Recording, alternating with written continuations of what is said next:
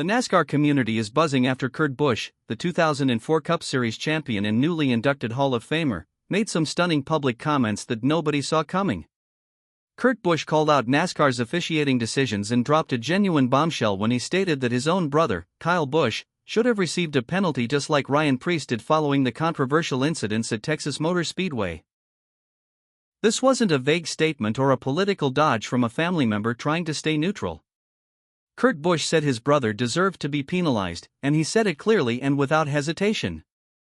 This is a former champion who has lived through decades of NASCAR's evolution, someone who understands retaliation, racing justice, and the unwritten rules of stock car racing better than almost anyone in the sport. When Kyle Busch publicly disagrees with how his own brother was treated by the sanctioning body, people listen.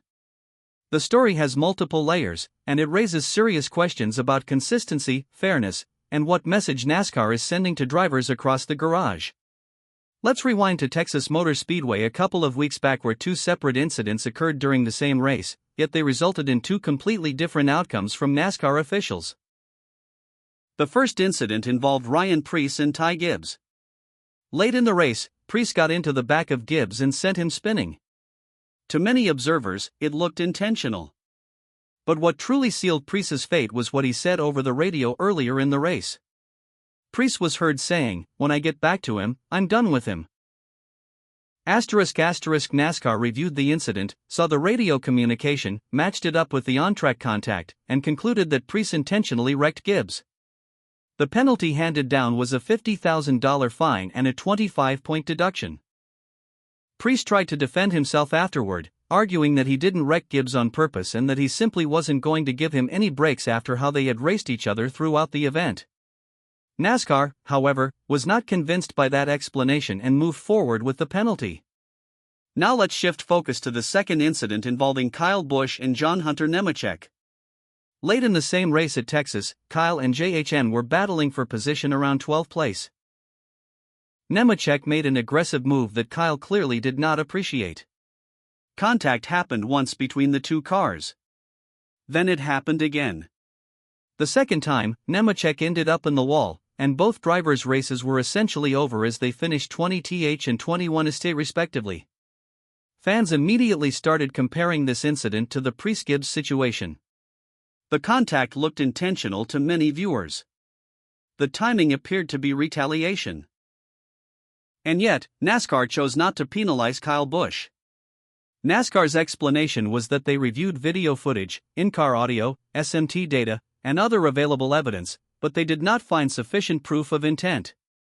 Kyle defended himself on social media, posting, "How do you know where they are when they're in your blind spot?"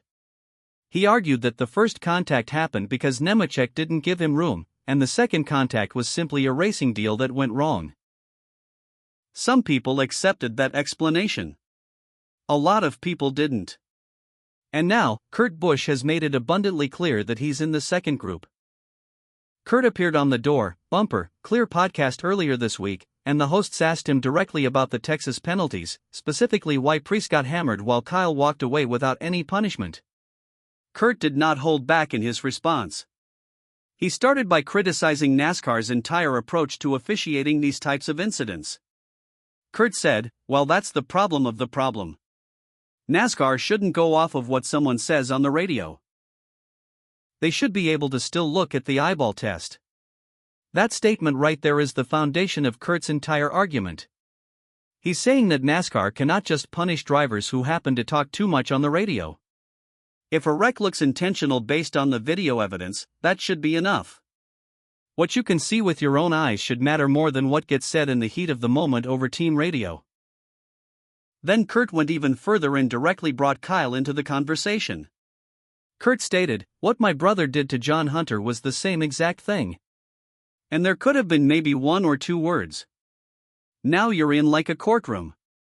You may have or you could have, you change one little word in a sentence. But to have Preece penalized and not my brother, I mean I have no problem saying it. They both should have been in the same doghouse, personally." That is a massive statement from a family member and a respected voice in the sport. Kyle Busch did not say he was staying out of it because Kyle is his brother. He didn't dodge the question. He didn't defend Kyle. He said Kyle should have been penalized too, and he had no problem saying it publicly. Kurt then told a story from his own career that perfectly illustrated his point about how NASCAR's penalty system works. He talked about an all-star race, which he believes was in 2002, where he intentionally wrecked Robbie Gordon because he needed a caution. Kurt wanted one more shot at the win. The yellow flag came out, they got fresh tires, but Kurt still couldn't catch the leader. Here's the key part of the story.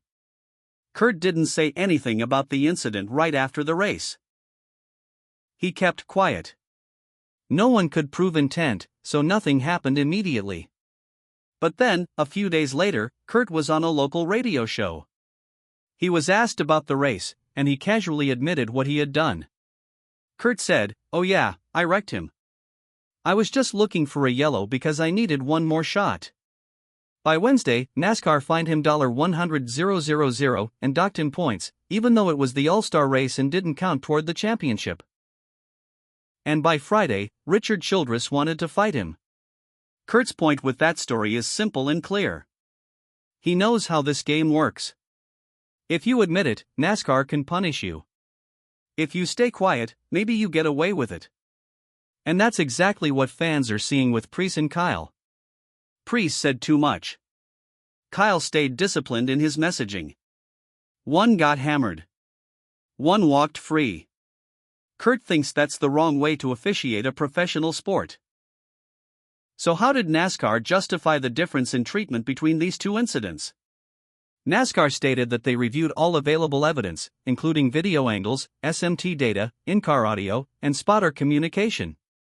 In Preece's case, officials felt that the radio chatter combined with the on-track action gave them enough evidence to prove intent. In Kyle's case, they said the evidence didn't reach that same threshold.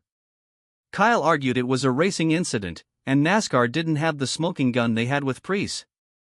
But here's the thing that many people are pointing out. A lot of people watched both incidents and came to a very different conclusion. They saw Kyle's second hit on Nemechek and thought it looked just as intentional as what Preece did to Gibbs. Dale Earnhardt Jr. questioned it. Kevin Harvick questioned it. Fans questioned it. And now, Kurt Busch, Kyle's own brother, is questioning it. That's a lot of smoke for a call NASCAR insists was correct.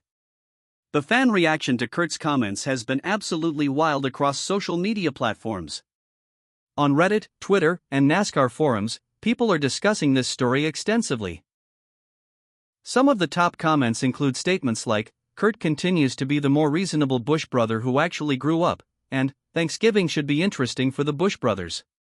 A lot of fans are praising Kurt for being honest and not protecting his brother just because they share a last name. Others are using this as more proof that NASCAR officiating is inconsistent and that the sport has a favoritism problem. There's also a group of fans defending Kyle, saying Nemechek squeezed him, the 8 car was already damaged, and it was just hard racing. They think NASCAR got the call right. But the overwhelming sentiment seems to be that Kurt has a valid point, and that NASCAR created a dangerous precedent. The lesson drivers might take from this is simple but troubling: don't avoid retaliation, just avoid admitting it. That's not good for the sport long term. Let's talk about Kyle's season for a moment, because this controversy didn't happen in a vacuum. Kyle Busch is struggling. He's in his third year at Richard Childress Racing, and the results have been underwhelming. He hasn't won a race in over 2 years. He's consistently running mid-pack. And the frustration is starting to show in his driving and his public comments. When Kyle was winning championships and dominating races, fans called his aggression intensity and competitive fire. Now that he's running 15th every week, that same fire looks like frustration. And fair or not, that changes how people perceive him.